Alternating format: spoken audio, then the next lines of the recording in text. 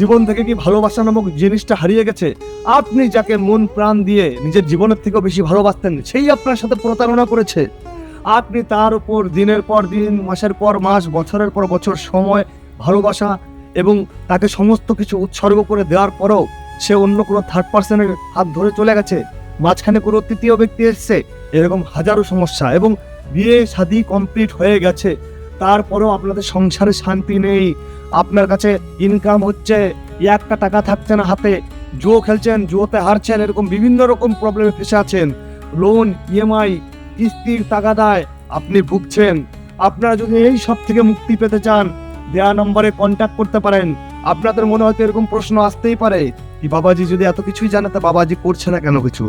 দেখো, এই সমস্ত প্রবলেমের মধ্যে আমি নেই। আমি বিশ্বনাথ মণ্ডল তান্ত্রিক। আমি গৃহহীন একজন মানুষ।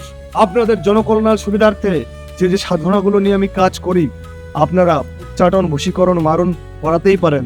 3 দিনে ফিরে আসবে মনের মানুষ, এটা আমার গ্যারান্টি। তবে পূর্ব পরিচয় এবং রিলেশন থাকা জরুরি, কারণ এক সাইডের ভালোবাসা, ওয়ান সাইড লাভ, কোনোদিন বশীকরণ হয় না।